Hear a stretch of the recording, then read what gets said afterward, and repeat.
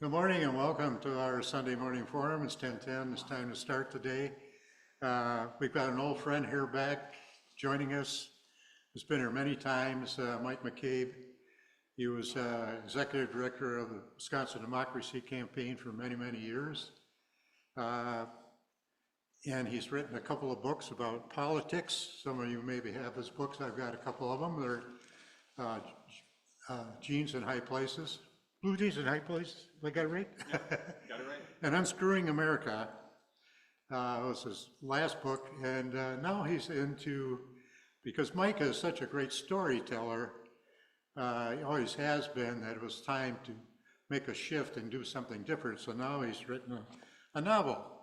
And I got one of the first right off the press, Miracles Along Highway Q, and it's kind of based on his experience in living in rural America. It's a story about hope and renewal, kind of a lot of the stuff we might talk about in this church from time to time. So I'm not going to talk too much more about it because Mike is the guy that wrote the book. I'm not going to share and ruin his story. So with that, Mike, please take over.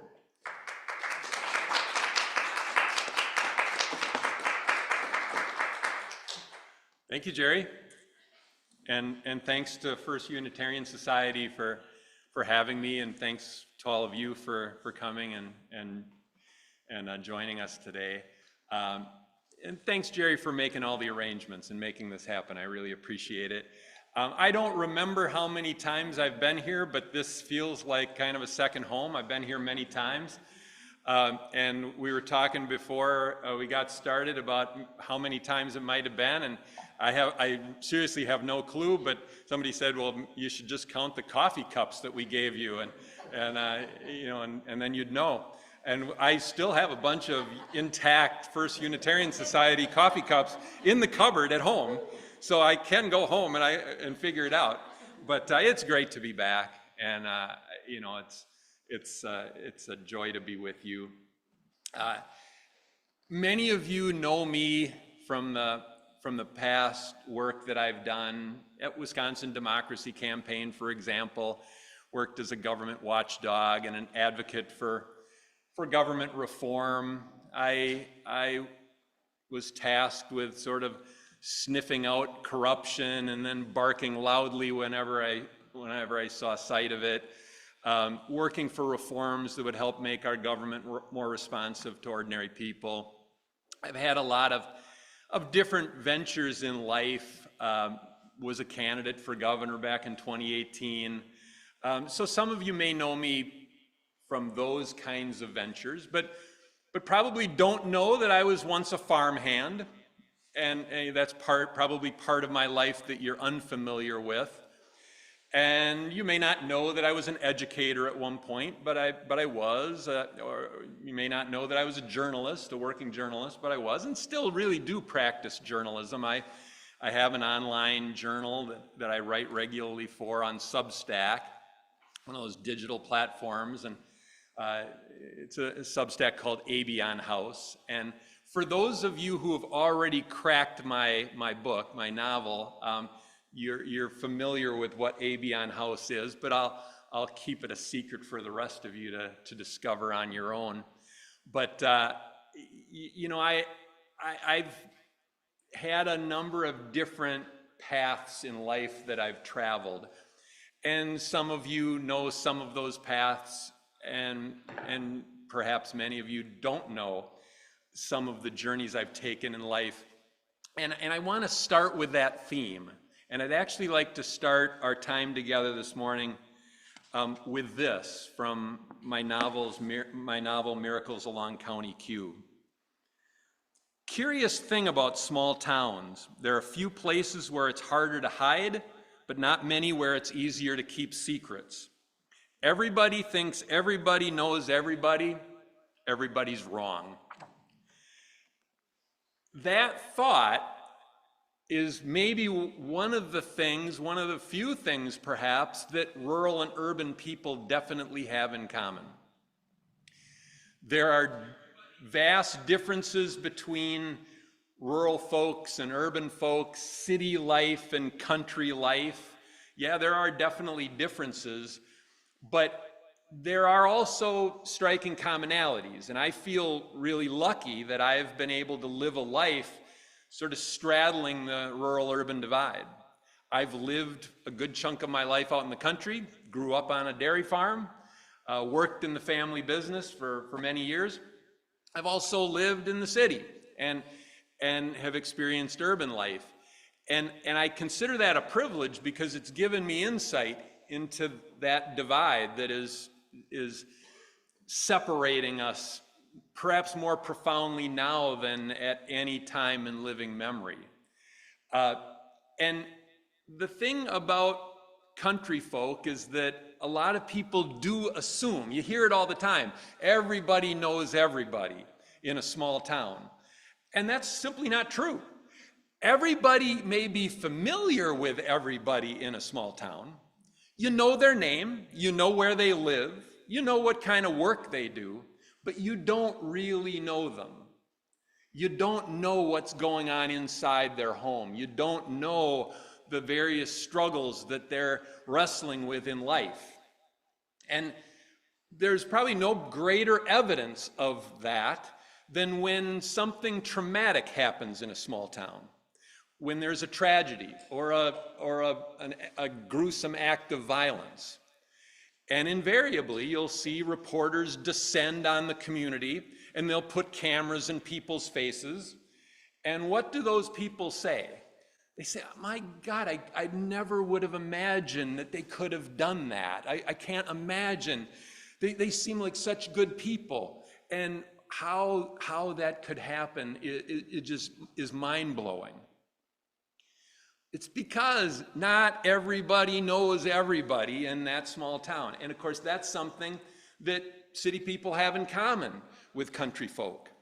And so I hope that this book I've written and our time together this morning serves as an opportunity for all of us to get to know each other a little better, to think about some of the hidden aspects of life that currently are really serving to damage our society and our democracy. We're not relating to each other very well at the moment. And because we're not relating to each other very well, we've got these pronounced divisions that are ripping us apart as a society. And we need to come to terms with those issues. One of the things that I probably have heard the most, really since 2016, but even just in 2024 and on into 2025, probably the sentence that I've heard from people the most is, I just don't understand what they're thinking. They're talking about a neighbor, or they're talking about somebody living in a nearby town, or they're talking about somebody who just happens to vote differently than they do, and they say, I just can't for the life of me understand what they're thinking. And that too is evidence that we don't know each other nearly well enough. And we need to get past that idea of everybody knows everybody in a small town, or everybody understands what people are wrestling with here in Milwaukee. That's the thing that we truly have in common. And it's why I decided to make the lane change that I did. A lot of people know me in a political context, but I wrote a book that's not about politics. A lot of people know me as a government watchdog, or as somebody who worked for civic engagement and civic empowerment. This book isn't about government. It's really about outcasts who work wonders in a struggling country town. And I wrote the story because I wanted, more than ever, I wanted to brew a tonic for mad times. I wanted to write a story about finding hope and overcoming despair, because all of us have this sense of hopelessness or despair gnawing at us. So I wanted to write a story that takes all of that head on. And what came out of it was Miracles Along County Q. This story is one that has been rattling around in my head for decades, and that I honestly never thought I would get around to writing, because I had so many other things that I was busy with, and I never thought I would really sit down and write the story. And then the weirdest thing happened. This story that was rattling around in my head was kind of like how Trump described his healthcare plan. He had a concept of a plan. I had a concept of a story, but it was a broad, rough outline of a story. And then all of a sudden, a detailed plot started to present itself to me, kind of in my subconscious. And I thought, that's weird. This idea has been there for decades, but all of a sudden it seems to be asserting itself. It seems to be wanting to be expressed. And the plot started to take form. And then an even weirder thing happened. Characters started to introduce themselves to me. And I wasn't consciously trying to think of an outline of a plot for a novel, and I certainly wasn't trying to think up characters, but these characters started to introduce themselves. And then a still weirder thing happened. And I don't mind saying which character in the book. It's a woman named Chris Driscoll, who figures very prominently in the book. But as I started thinking about sitting down and actually writing, and then once I got in front of a keyboard and actually started writing,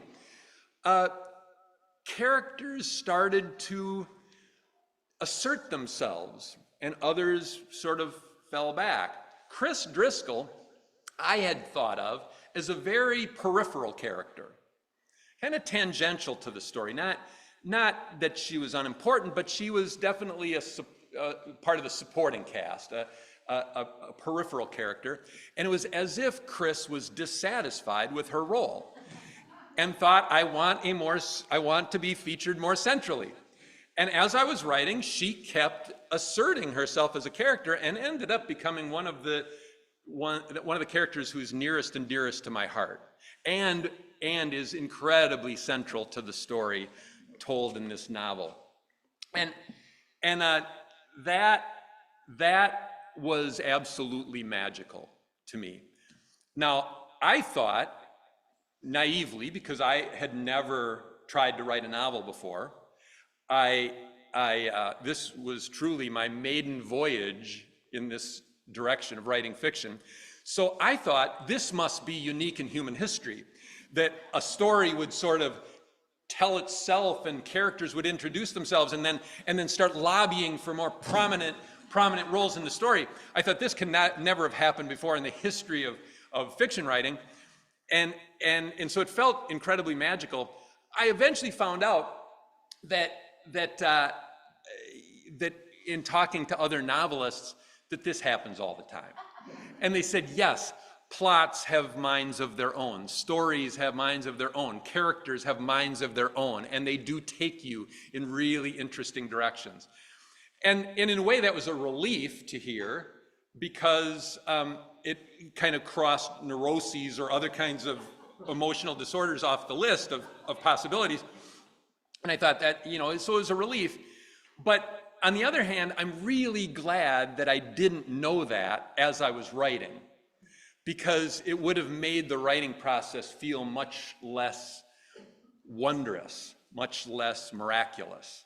And I had a blast writing this book. So now let me get to my real purpose for being here today. I want to tell you a story about a character who does not appear in this book.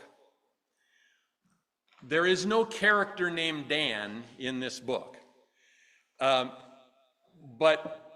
Dan is the inspiration for this story. And I want to tell you about this person who is the reason I'm here. And I can say with complete confidence that I would not be here if I had not had Dan as my brother. And when I say had, I tip my hand. We lost Dan at a very early age, many years ago. He died at the age of 47 of colon cancer. So Dan's no longer with us, but he lives in this story. I would not have written this story. I would not have had this story to tell if I had not had Dan as a brother.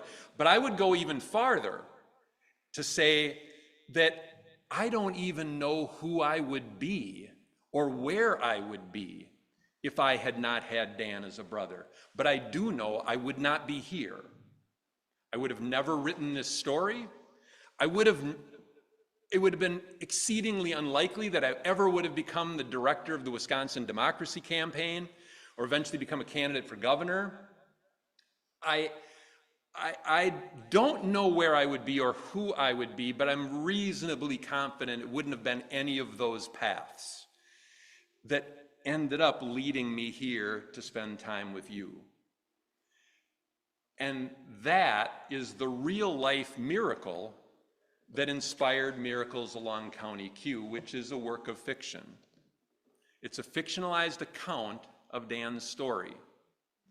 Now, I modernized it because he's been dead quite a few years. I brought modern day dramas and struggles and vexing challenges that we face into the story, but it's fundamentally Dan's story. And so I want to tell you a little bit about this amazing man who barely anyone ever heard of. I say in the author acknowledgments that this book is dedicated to my late brother Dan, one of the brightest stars in the universe ever to go largely unrecognized. Dan was absolutely nothing like me. He was 5'5" at full growth in adulthood. I'm 6'2". He was strapping, burly. I was always scrawny. He ended up being a lifetime NRA member, a factory worker in a plastic pipe factory. Loved NASCAR. I was more into NATO. He was into NASCAR. Loved to hunt and fish. Lived to hunt and fish. I dreamed of being a major league shortstop. I would make him play baseball with me. He would make me go out hunting with him. So we grew incredibly close. We grew up together. But we were incredibly different people, but we were incredibly close. But we were incredibly close for a different reason. You see, Dan experienced trauma at birth that changed the course of his life. I don't know exactly what happened, but whether it was medical malpractice or just some cruel twist of fate, but Dan was deprived of oxygen for a period of time at birth, and it produced some brain damage. When they discovered him, he had turned blue, and he experienced some brain damage that ended up manifesting itself in a variety of neurological symptoms over the course of his life. He had these facial tics, and he would have this muscular twitching. His eyes would sort of dart and sometimes roll in his head. I don't know if it was related to those circumstances of birth, but he also had this condition that resulted in these very unsightly growths on his face and elsewhere on his body. Some of them were cut off, which caused scarring on his face, but then he had these other growths that would replace the ones that had been excised. You can imagine what a kid who has facial tics and twitching and who has these growths on his face and his eyes are darting and rolling in his head, you can imagine how that kid was treated in school and elsewhere in the community. Dan was subject to unspeakable physical and emotional torment throughout his childhood. And that never really stopped, even in adulthood. He was shunned. He was, just because of the way he looked. Not because of who he was, but because of what he looked like. And there, to me, that's the metaphor of how we think we know people because we see them, but we don't really see them because we're no darn good at looking underneath the surface. And nobody looked under the surface with my brother. They just saw what they saw. He was short. He was kind of a runt. He had these unsightly growths on his face. He had this twitching and facial tics, and they bullied the crap out of him. And I watched this, sometimes from a distance, sometimes up close, sometimes I was involved in it, sometimes I tried to step in the breach and prevent some of the harm. Most of the time I couldn't. It changed me forever. It absolutely changed who I am. I couldn't treat other kids that way because I was watching my brother treated that way. And I'm not ashamed to admit that if I had not had Dan as a brother, maybe I would have been joining in on all the bullying. Maybe I would have been what all those other kids were and what they were doing if I had not had Dan as a brother. I know for a fact that I ended up becoming far more compassionate and far more kind than I fear I otherwise would have been if I had not had Dan for a brother. So I do feel some guilt about this, that I benefited so greatly from his pain. And he didn't deserve any of it, but he experienced it. And I watched. I largely just watched. And it changed me forever. And it's why I'm here today. And I wouldn't be here. I fear I'd be somewhere else doing something far less important and probably far more selfish if I hadn't had Dan as a brother. But that's not Dan's whole story. And it's not the true miracle of Dan. And he was a real life miracle.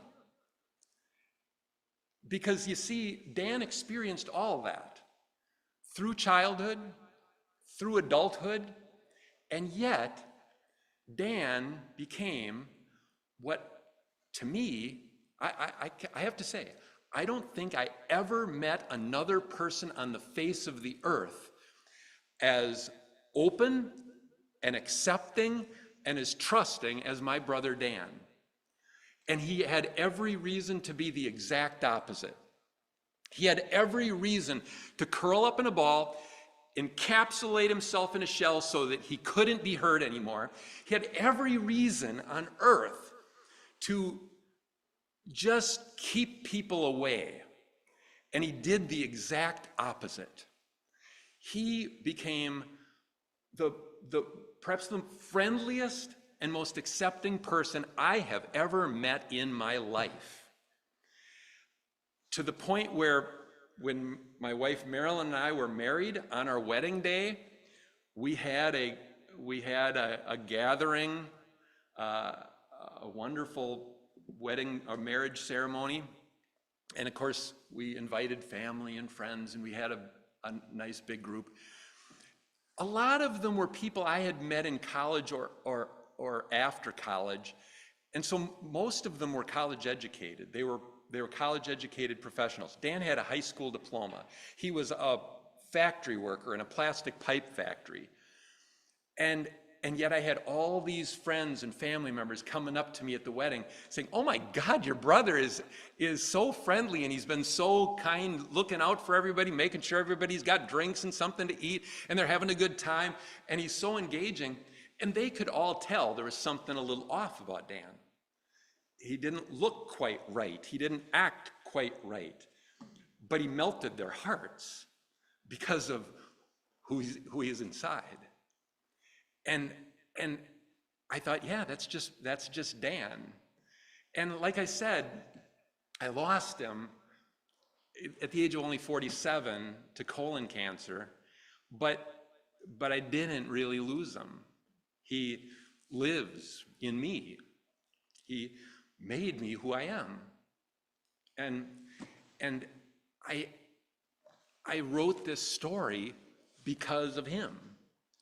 And I just think that if there's anything that we can take from Dan's life or this story, it's that we need to be more humble about what we think we know about other people. And we need to do a better job of looking underneath what we see on the surface and taking to heart the special gifts that people have that we may not be aware of, and at least keep our minds open to their possibilities. Because we're at a point in our lives, in our nation's journey, where a lot of us, maybe all of us, are being pretty damn judgmental about others, and we're speaking very unkindly about many others. And whenever I hear it, it just brings Dan flooding back to me. Because here is this guy who is nothing like me. He didn't like any of the things that I liked, but he was so damn kind to me, and he gave me such great gifts. And to me, that has, like I said, it's made me a different person than I otherwise would have been. Let me just share one last little thing from my book. Well, actually, before that, I mentioned that I have an online journal on the Substack platform, and I've got an article coming out tomorrow. Hasn't published yet, but it will tomorrow. And I just wanted to share with you one paragraph from this article. I write, in Harry Potter and the Order of the Phoenix, Sirius Black tells Harry, we've all got both light and dark inside us. What matters is the part we choose to act on. That's who we really are. Who we really are depends on how we choose to act when our inner bigot comes calling, seducing us, playing on our fears, strumming on our anger, assuring us that we're better than they are, that if they suffer, they have it coming. And then I just want to share a brief passage from near the end of the book, as you can see here. In the story, the main character's name is Ray Glennon. Chris Driscoll plays a very substantial part, but Ray Glennon is first introduced in the story as a child, as a baby. But the story starts in the here and now, goes back 40 years, and makes a full circle back to the here and now. And there are two characters who play a really significant role in Ray's life, and it's an old couple, old man Morger and his wife Colette.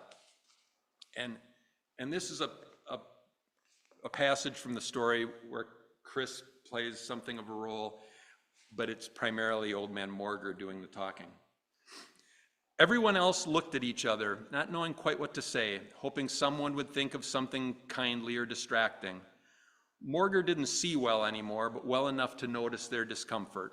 Oh, come now, you can tell the old geezer he's full of crap. You needn't worry, I'll be gone soon enough.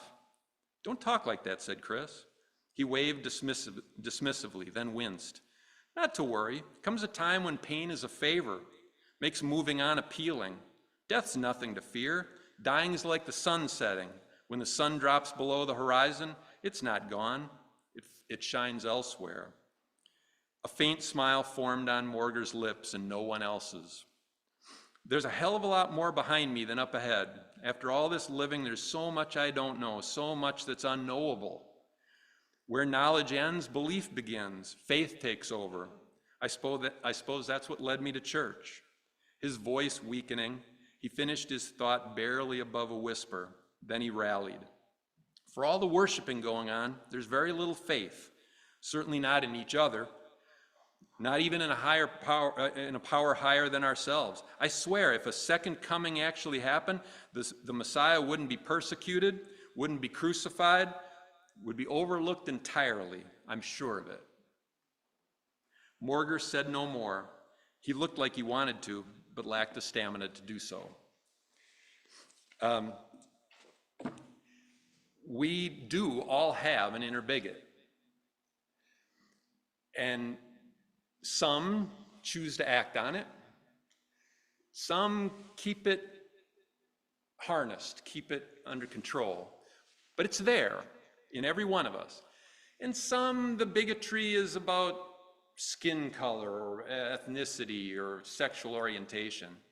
But I'll tell you, there's also a bigotry that isn't so forbidden, that isn't so taboo.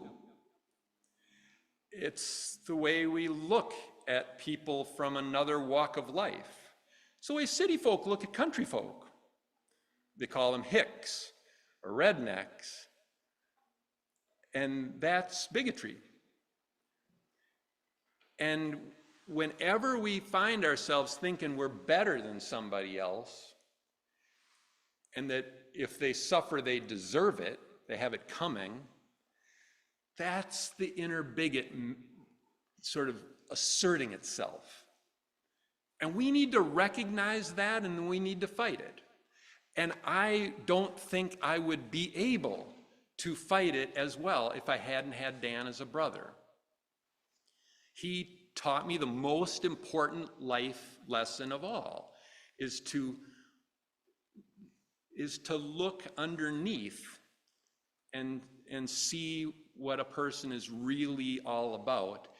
But then he also taught me to not to be on your high horse and thinking that you're so much better than everybody else, because sometimes the most miraculous beings in our midst are the people who we discard, the people we look down upon, the people we don't think are much. And that was Dan. People didn't think he was much, but to me, he's everything. He gave me the greatest gift a brother could ever give. He made me a better person. Thank you.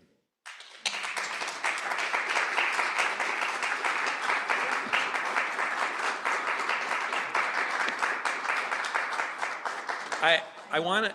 I know Mike has a little more information, and we probably have questions, but I didn't get to say that I'm coming around long fast. So just pass it back and whatever you decide. I've talked long enough, so I want to turn it into a two-way street now, and questions, comments, criticisms, it's all fair game. Yes? I'm curious to know who is the older brother of the two of you, and how do you apply what you're saying to Elon Musk, for example? The wonderful question, and I'm supposed to repeat the questions because this is being streamed, and I think it goes on YouTube eventually. And so the question is, who is the older of the two brothers, and then how do you apply these lessons to someone like Elon Musk? Those are both wonderful questions. Dan was 3 years my senior. He was the sibling closest to me in age. I have three considerably older sisters, and Dan and I kind of grew up together, but I was 3 years younger than him. And so when Dan was being bullied and I was present, I was also at a pretty considerable disadvantage because I was 3 years younger and I was trying to deal with older kids. Sometimes I was able to, many times I wasn't. It was often a huge source of frustration for me. As for Elon Musk, I think if there's a takeaway in this story, it's that it's that even when we have good reason to be angry and to lash out, even when we are perhaps justified in hating, kindness is still a better response. And common decency is still a superior path to take. And see, that's something that Dan taught me, is here's a person who had a lot of reasons to hate his tormentors.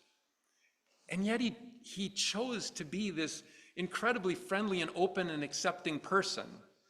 And I watched the magical effect that had. And all I know from my life journey and what I've been taught by wonderful teachers like my brother Dan is that when we hate, it's like drinking poison and expecting somebody else to die. You know, we hate them, and they go on doing exactly what they're doing anyway. We don't have any real impact on their behavior, but what we do is we poison ourselves a little bit by letting ourselves succumb to those feelings. So I just decided, one of the reasons I wrote this book is because I decided I see it. You can't help but see it. The vile and the cruel and the dangerous are gaining power. They're gaining strength in our society, and that's heartbreaking. But I didn't want the vile and the cruel and the dangerous to live rent-free in my head. I want to live a life that I can be proud of. And I don't want to have them drag me down into this gutter. So that's the best way I can answer it, is that I don't, are there people who are engaged in vile and despicable behavior? Yes, there are, and it's heartbreaking to see what they can do to a society. But I don't want them to turn me into somebody I can't be proud of. Yes? Yeah, Mike, I actually grew up in two small towns in Wisconsin. Just kind of a comment, not really a question, but in one of the small towns, a black family moved in town. And that was something that had never happened before. And this was a town that actually had a fundraiser, actually had a minstrel show as a fundraiser. Crazy, blackface and all this stuff, Mm-hmm. And so there's these two blind sisters that were in the high school. And nobody even said a word to them ever. And at lunch hour, sometimes the school would play music in the gym and kids could dance around stuff. These two black girls could dance like nobody in the whole school. Everybody was white, and and so they were a spectacle. And all anybody ever did was sit around and watch them dance. Nobody else danced. It was crazy. But I thought, well, this is really strange. The way these two are being treated, but I never did anything because here I'm this white guy, and it would have been out of order for me to do anything, to interrupt this, what seemed to be a circus, what was going on here, And anyway, that's just something that I think, when I think back, this would be like late 50s. Things have changed since then, but I just can't imagine. And this family, I think, moved out after about a year. They were gone. We never heard from them again. It was such an experience to witness that. Yeah. I'll never forget that. Thank you, Jerry. For the purposes of the live stream, Jerry told a story about growing up in a small town where a black family moved in and how the black children were ostracized. We actually have that in common, Jerry. This story is actually based on 3 different small towns that I know intimately. and so it's a composite place. It's a fictionalized place that is based on 3 very real places. And one of those places is where I went to school. And during my high school years, a black family moved to Owen, Wisconsin, from Aurora, Illinois. And they had 2 sons. One was in my class and one was 1 year behind. And they were ostracized by most. And one of the sons, Dwight, became a good friend of mine. We played on the basketball team together, but also hung out a lot together and spent time together socially and became good friends. And they had me over to their house on numerous occasions. I fear that I wouldn't have had that relationship had I not had Dan as a brother. I think it was one of those ways that Dan affected me, is that I couldn't judge them based on skin color as readily as I think I would have. And what you described, Jerry, is such a powerful thing. Peer pressure is a wicked dictator. When you're young, stepping a toe out of line, being a little bit different than other people your age is a really hard thing to do when you're young, and it's a hard thing to do when you're older too. But it's such a wicked dictator, and I felt like I was forced out of that, out of the clutches of that kind of thinking because of what I watched my brother endure. And so, yeah, I don't blame anybody for how they handled these kinds of things in their youth, because I know so well what peer pressure is like. But I wanted to write this story about cruelty meeting its match, and I wanted to write a story about outcasts, people who were looked down upon, who had been sort of pushed aside or tossed to the curb by their community, actually working wonders and working miracles to help save that community. And it was all because of those youthful experiences I had. Yes. I have a comment and a question. Thank you for writing the book. I look forward to reading it, and I actually recommended it to my social justice book club with this poem. It's off message. Bringing it back to today, it seemed to me that the last round of elections reached a new low in terms of meanness, mean-spiritedness, projection of the other, et cetera, et cetera, et cetera. It didn't seem to me like that the administration got called out on it. Was that just me, or did no one really say anything in terms of the meanness, the projection that was going on, identifying the other as less than? Could you just give me your thoughts? Yeah, and first, I make this offer to any book club that decides to read the book. I'm happy to meet with book clubs after you read it and discuss it. So just know that that's a standing offer. I've met with book clubs virtually on video, video conferencing kinds of systems like Zoom. I've met with book clubs in person and had sit-down meetings with them to talk about themes in the book.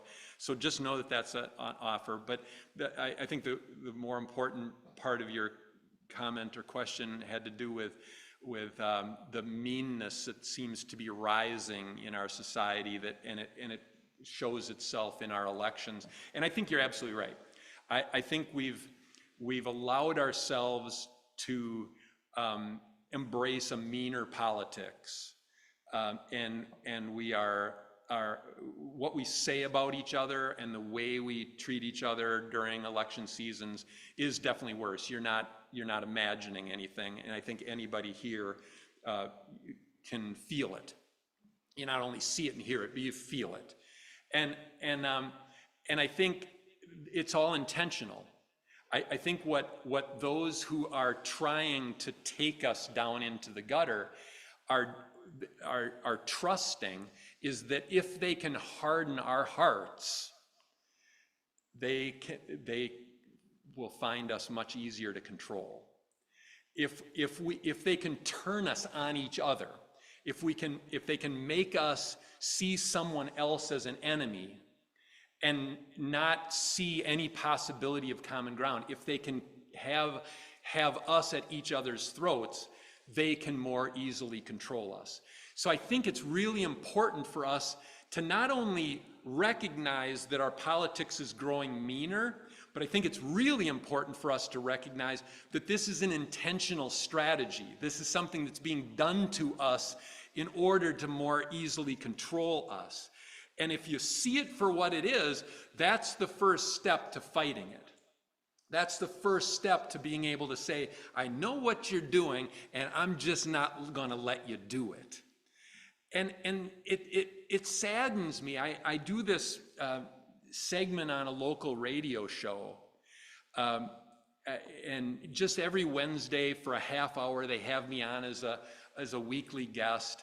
And I try to steer this part of the conversation, this half hour, away from Trump as much as I can, because talk radio just obsesses over this guy and about Elon Musk and everything, and I try to take it in a different direction. And so we were talking about farming, and we were talking about farmers, and I was speaking sympathetically of farmers. And one of the co-hosts tells of an encounter he had with a farmer whose wife had come down with cancer. And he feared that it was because of poisoned water in their area. And I chimed in and said, yeah, and Iowa has seen this huge spike in cancer cases in rural communities. There is a county trunk highway in Minnesota that has come to be known as Cancer Road. And this farmer was fearing that his wife had cancer because of this. And one of the listeners commented that sorry, they've got it coming, because they voted for politicians whose policies have produced this kind of poisoning. And I thought, that's what I'm really talking about. They are hardening, when that's where we go with our thoughts, they're hardening our hearts and making us turn on each other, and that is the way they will control us. And I didn't have time in that radio show to respond adequately, but what I wanted to say was, first of all, farmers make up 2% of our nation's population. The vast majority of people who live in rural areas aren't farmers and don't know the first thing about farming. They live in town and they work in town, or they commute to a bigger city, but they just choose to make their home out in the country, right? And so when you're saying that they have it coming because they've elected people who are poisoning them, they don't elect anybody. They're 2% of the population. Even in small rural communities, they're a tiny minority of the total population. And then besides, when we start thinking that the way somebody voted makes them deserving of cancer, that says way more about us than it says about them. And we're allowing ourselves to go to a dangerous place. And I don't get a lot of sympathy for that view in a lot of political circles. But I trust that maybe a church is a place where I can say these kinds of things without getting too much blowback. But I say it in those political circles too. Because if we allow ourselves to go there, we're going to a very dark and dangerous place. Yeah.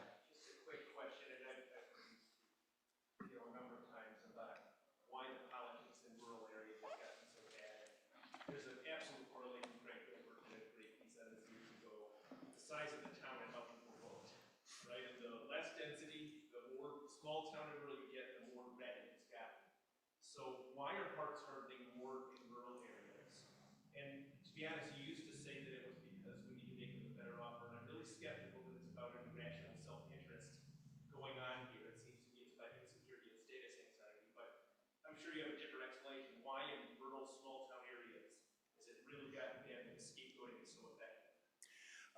Question is basically why are rural areas in particular trending so red, and why are they scapegoating other segments of society seemingly so much more frequently than you see elsewhere in society?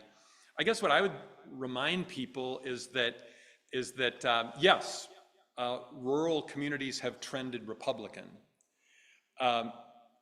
but so have many other segments of society that have the voting power to actually elect people. Farmers have, have always been an interesting bunch politically. Some are Republicans and always have been. Some are Democrats and always have been. Some switch allegiances all the time, and then some vote and some don't. But when I was growing up, the rural communities around where I lived were electing Democrats to office. We had a Democratic member of Congress, Dave Obey. The state senator for the area was a Democrat. The state assemblyman was a Democrat. And today those offices are all held by Republicans. Now, I think that there will come a time where they'll switch again. And there will be an evolution of how they're feeling. I think the current moment, there is this incredible resentment out in rural communities that others are being catered to or are getting more from our society than small town folk are. And I often say this when this kind of question comes up. If you live in a small town and you make a trip to Milwaukee to come and see a Brewers game or a Bucks game, or you go to Green Bay to see the Packers play, or you come down to Madison to go to Camp Randall Stadium and see the Badgers, you see all the traffic circles and the interchanges and and you're thinking, yeah, that's where all my gas tax money goes, is to pay for all this. And there are rural communities where pavement is being dug up and they're going back to dirt roads because they can't afford to fill the potholes. You can understand why people would be bitter or why people would be exasperated when they see the clover leaves and the interchanges and the traffic circles, and you see all this concrete being laid in these cities, and they're digging up their paved roads and going back to gravel because they don't have the money to fill the potholes. There's that anger that comes up, and that anger manifests itself in a politics of demonization, a politics of vindictiveness or bitterness, and I think eventually we'll pass through this phase, and I think you'll eventually see rural communities voting for Democrats again at some point. But it's going to be a painful period here for a while, because the feelings of resentment and bitterness run really deep, and there is tremendous anger out there.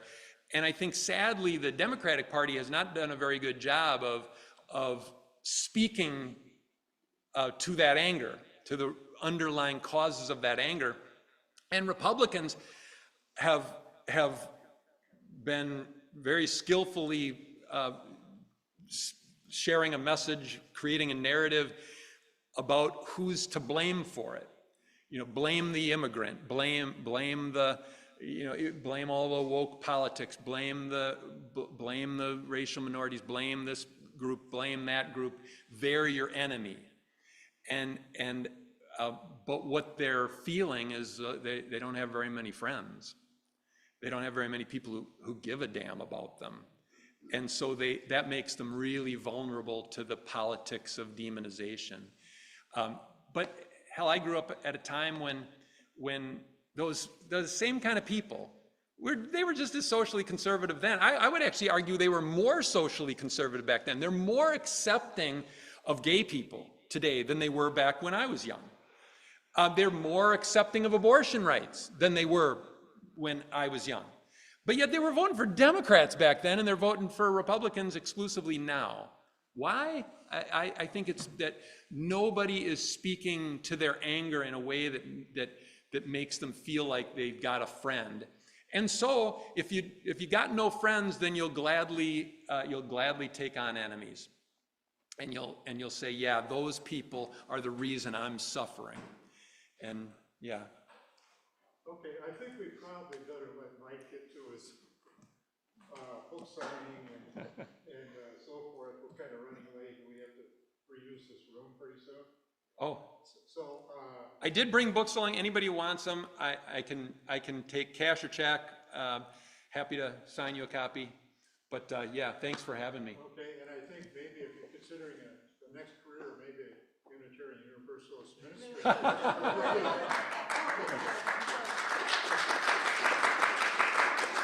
Thanks, everybody.